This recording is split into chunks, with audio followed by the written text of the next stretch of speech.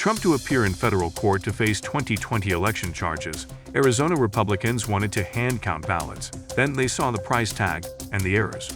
In private meeting, Obama told Biden he would do whatever it takes to help in 2024. Sluggish sprinter goes viral, sparking nepotism scandal and an apology. This 93-year-old went to all 63 U.S. national parks. Nothing seemed unusual at Oregon home, where man allegedly held woman captive, neighbor says.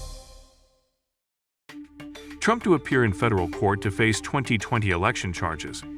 Former President Donald Trump is scheduled to appear in a Washington, D.C. courtroom Thursday afternoon to answer charges that he used unlawful means in an attempt to subvert the results of the 2020 presidential election and hold on to power.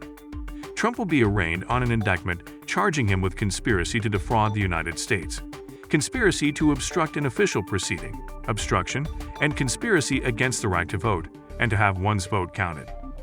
He is scheduled to appear before Magistrate Judge Maxila A. Upadhyaya at the E. Barrett Prettyman Courthouse at around 4 p.m. Many historic firsts have already been notched. This will be the third time Trump will be arraigned on criminal charges, and the third time a former president will face charges. Nothing seemed unusual at Oregon home, where man allegedly held woman captive, neighbor says.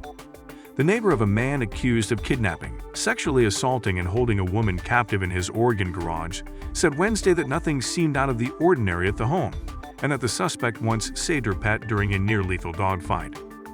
Nepotism Zuberi, who authorities said is linked to at least 4 violent sexual assaults in 4 states, moved to the quiet suburban neighborhood in Klamath Falls with his wife and 2 children roughly 6 months ago, neighbor Melanie McClure told Report Room. Zuberi, 29, was charged with 1 count of interstate kidnapping in federal district court in Oregon after authorities arrested him on July 16. He was taken into custody after a standoff in the parking lot of a Nevada Walmart, according to a statement of probable cause. Arizona Republicans wanted to hand-count ballots.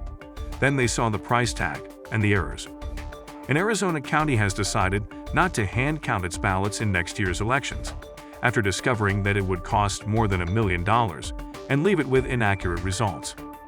The All-Republican Board of Supervisors in Ojai County voted 3-2 against foregoing ballot counting machines in favor of hand counting in 2024 after months of debate, questions on the legality, and a 3-day test run. Some conservatives, including allies of former President Donald Trump, have pushed hand-counting ballots as a way to ensure the accuracy of election results.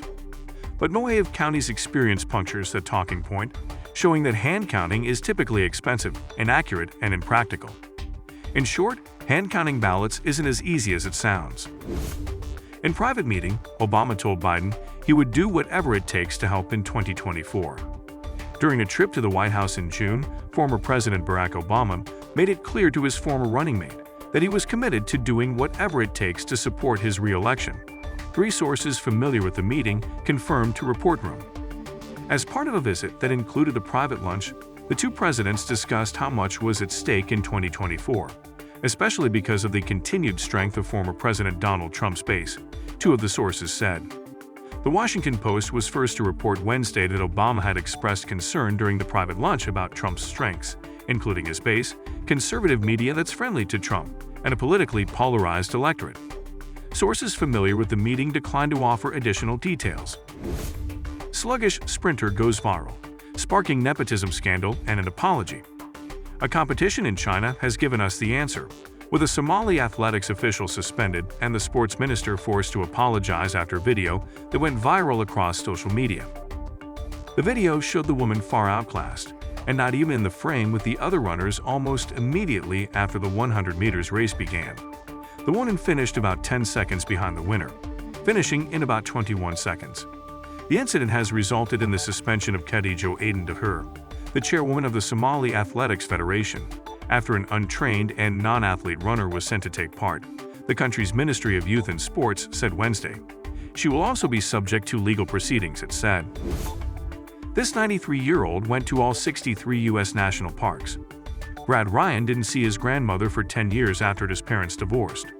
The 2 reconnected, and Brad decided to take Grandma Joy on a trip to see a mountain for the very first time.